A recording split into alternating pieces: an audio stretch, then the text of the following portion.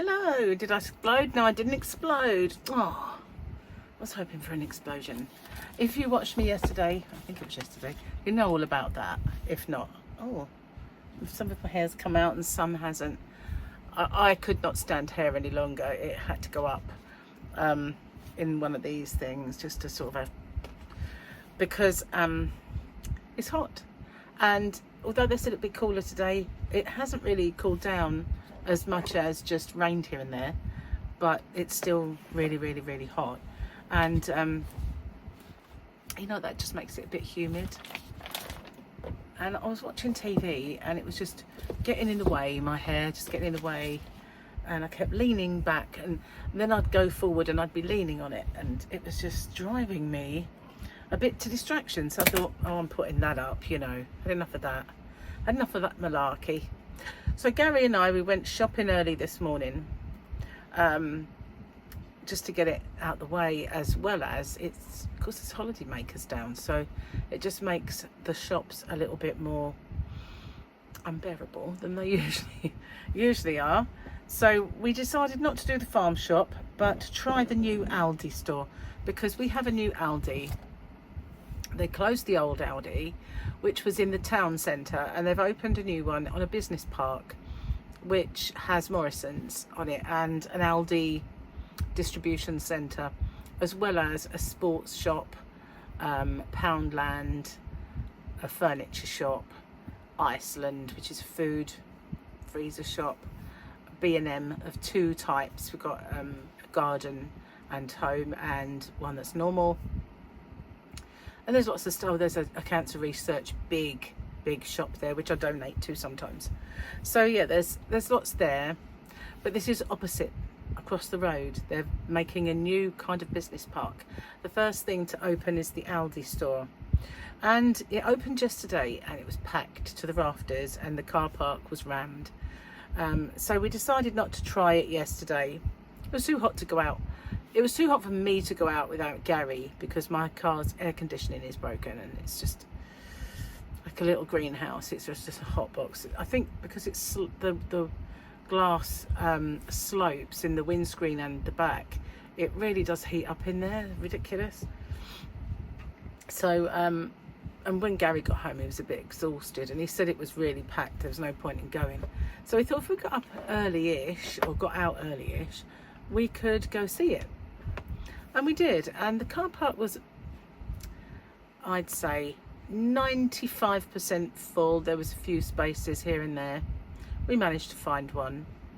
And first thing that we noticed was that we got a little one of those little trolleys, but there was, when you take it back, you've got to take it all the way back to the shop. There's none of those little trolley dumps, you know what I mean? They're usually like a little cover with places to take a trolley, and then they're all neatly there. None of those. You've got to take it right back to the beginning of the shop. The car park had a few paths, but where we had to park there was no path. So that was a bit awkward, especially bringing your shopping back, because you go along the path and then suddenly you've got to go down a step, which wasn't very clever. And so anyway, the car park itself is one way, so you've got to go all the way around it to park. You've got to go all the way around it to get out, and that means if there's a lot of people trying to park and a queuing situation, it takes a long time to get round to get out with your shopping, which is very frustrating. The shop itself was big. I don't know if it was bigger than the old one. If it is, it's marginal. It's not massive, it's not one of the biggest, but it was big in terms of a high ceiling, and it was very echoey and loud, and they were, every time they threw a crate down or a package in, that they were filling shelves. Every time they did that, it kind of echoed around the store. It was really loud. It was not the best experience, I must admit. And I came out of there thinking, I don't know, if I go back there, they're not going to catch me, if you know what I mean. I'll still go where I always go. In fact, we used to go in the other Aldi, but we won't be going in that one. Gary may, because he works opposite. Where where these shops are, you go a little further up the road and there's the ambulance station. So Gary can pop out during lunch and maybe get stuff if he wants to. But we weren't impressed at all. And of course they had no yarn because it's not yarn event time. But it wasn't great. So I got this through the post today, and it is kind of happy mail, but it's something that wasn't in my Stylecraft order that I wanted, and I wanted for my shop, and I also think I want maybe to have a little go and do one myself. And here it is. It is a crocheted short sleeve sweater. So if I make this, and you also get a cardigan at the bottom, see that? It's a cardigan. So I thought if I do this, I'd make it a lot longer than that. And it's just like a t-shirt style, made from that bamboo cotton that I stock. So that's one of the reasons I wanted it. So I should have to upload that. And yeah, they missed it out of my order. I think they got confused. It should have been that, and they put something else in, like that Grace pattern, I think it was. Anyway, I've got that now. Sorry, I spilt something on my laptop. It's not don't get me wrong, when I say spilt it, it wasn't any liquid, it was powder. So Gary's in the bath, so if you hear some weird noises, it'll be Gary playing with his rubber ducky. No, seriously, he does have one. He got it in an aftershave and shower gel and all that. I think it might have been just bath stuff.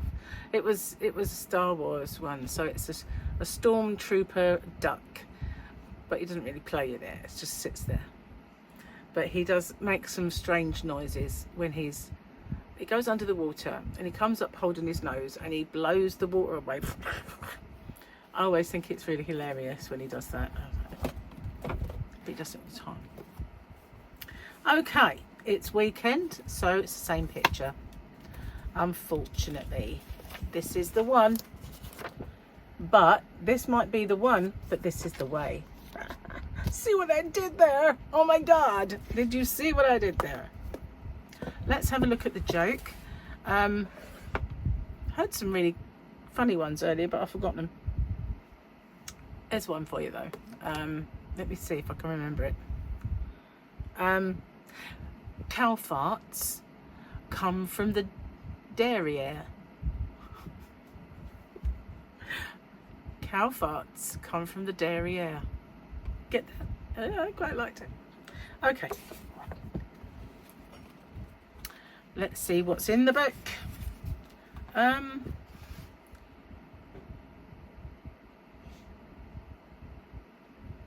If you've spent more than 1,000 hours deleting pictures of extreme face close-ups from your phone, you might be a parent.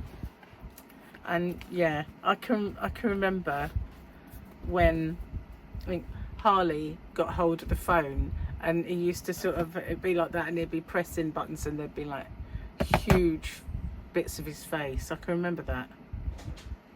And it's not just him. So Gary is emerging from the bathroom, so be ready for some odd noises. He does blunder around. Cheers, got a cup of tea. Gary made this. It's absolutely much nicer when Gary makes it. I don't know why. I've watched him and he does exactly the same thing as I do, but it just tastes better when he does it.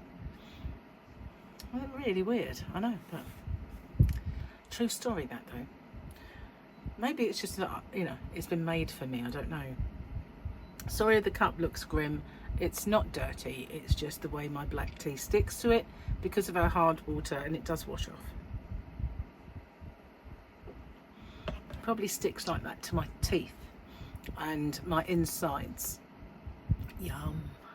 Yum. Oh, I got a message. It's actually my little Tyler cooling down in front of the fan, and he's probably going, because kids love, yeah, kids love doing that, don't they? I think I like doing it actually. Doesn't work with a Dyson. They don't go around. So I've never tried getting up close and personal and going in the fan. Maybe I will once you've gone, perhaps. So my very first whip along kind of video was up yesterday for you guys. And I've got another Boggy Creek that I'm gonna make. It's this one, but it's not this particular colours. This was just me practicing, and it does have a really pale colour. Starts with white, then it's got this pale. So this was just like odds and ends that I thought I'll see if it works out the way I want to do it. And it squares up quite nicely. They are quite small. Where's my ruler? I've got a tape measure there as well, but I use the ruler because I'm thinking, you know, sometimes people say, do you want to get involved and maybe send squares? I was having a think about that. So these are 5.5 inches. I was thinking of doing like a colour row, a little colour row, and then another half treble, which is a half double around the world. So that would take it probably to about 6 inches. So I thought I could say, if you want to do another blanket and get involved, everyone can send me 6-inch squares. I think the only stipulation is, for me, they will be acrylic. Got to be acrylic. No, acrylic, not acrylic. Acrylic. Got to be. I sort of spoke that then. Pronounced, said, whatever. They have to be acrylic or cotton, but you know, I don't want to mix them up so that I've got a blanket that's acrylic and cotton, so I've got to pick one. So I figured it'd probably be easier just to pick acrylic. So if anybody wants to send 6-inch squares of any kind, I mean, I won't, this one will just be lots of them probably, but then what do you think to that? Do you think that might be a good idea? So Boggy Creek blankets, anybody who wants to get involved, they need to be, they're 35 to 40 inches wide and 40 inches long. That way they will give them to the kids. If they are bigger or smaller, they'll keep them at the camp and they'll use them at the camp. But for them to take home and love them forever, then they need to be 35 to 40 wide and 40 long, and can be made out of cotton or acrylic. And that's basically it. And it was, I kind of read a little bit more of the email, and it was kind of invented, is not the right word, by Robert Redford and other actors that I can't remember right now. I'm really a good mine of information. I am, seriously, but I will try to remember to put it in the description box. That'll do. And yeah, so Camp Boggy Creek, the kids that go are extremely ill. They have a variety of medical conditions, and I know it's not, some people would say, you know, it's not the UK, why are you doing this? Well, you know, I think it doesn't matter, does it? It's the world that we're living in, and if this country was hot enough to have a camp, just saying, but it's not, is it? Only for 3 days a year. It'd have to be indoor, wouldn't it? It'd have to be indoor. Just can't trust this country's weather. No, you're not. Can't trust it. Oh, goodness gracious, that fan is not touching. It really isn't, and it's on loud enough, to be honest. If I turn it up, it gets a bit intrusive. It's a good word, isn't it? Intrusive. But it does. Now my fingers are healing. This side here, I don't need the plaster on now. This really did kind of, can you see that peeling? There is a piece of skin that's flappy there that I can't get off, and if I try to pull it off, it hurts, so I'm not doing it. But that's what I had the plaster on, because it was raw. It was red raw, and yeah, it's very, very sore. And then this side was a bit sore, and this part of the palm of my hand is sore. So I'm thinking it's crochet hooks. I'm starting to believe that, I don't know why it didn't happen to me a long time ago, but it's the way I'm holding certain crochet hooks. So I started using the Clover Soft Touch because it's not rubber, it's just a piece of plastic, and that doesn't catch it, that doesn't aggravate. So I'm wondering if it is. It might just be where that's where I do hold it, and it's aggravating because that's where I hold it, and it's rubber, so it dries the oils from your skin, perhaps, I don't know. When I was a child, I was allergic to nylon, navy blue nylon school knickers to be exact. My school wouldn't allow me to wear any other knickers, even though I was severely allergic to them. So my mum had to buy cotton white ones to put underneath the navy blue ones, so I had 2 pairs on every day. But yeah, otherwise I got tremendously sore, really bad, and yeah, hard to sit down when you've got a sore bum. Bum cheek, it was on the bum cheek. It's just, you know, really didn't need to tell you that, did I? No. Where else can you get quality conversation like this? I'm going to finish this tea. I don't like gulping it in front of you, so I'm going to try and be a bit more ladylike. Let's do the pinky. Doesn't help with pinky when you're gulping, does it? It's rather a lot of it. See, I spent too long prepping. I've got a moustache now. Hang on. Coming up for air. I just don't hope that because I gulped that down, and now I don't have to do the 25,000 burps that I normally would. Anyway, where was I? What was I going to say? Oh, cream. Let's put that on my fingers, on my hands. What was I going to say? I've got some lovely hand cream from Linda. But I won't tell you anymore because it's my Happy Mail video. And that's coming up.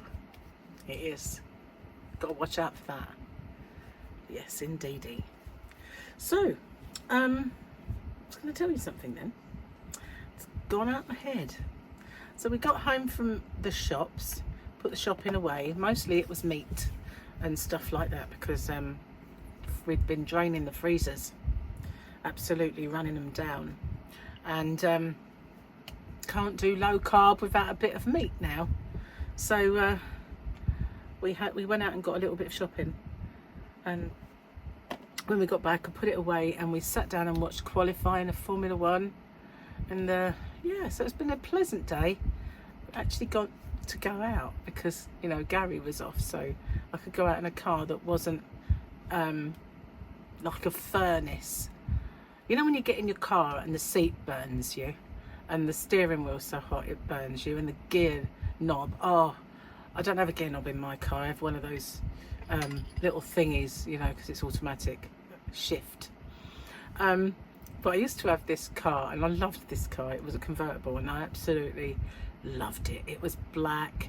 It was a Peugeot 307cc, not 77, 307cc, and the roof used to come off and it looked lovely. It really did. And the person that had it before us, because I had it, it was ex-demo, you know, like a demonstrator, and what they decided was they were going to put like leather seats in because it was a demonstrator and they wanted to drive it around and sell it to various places, you know.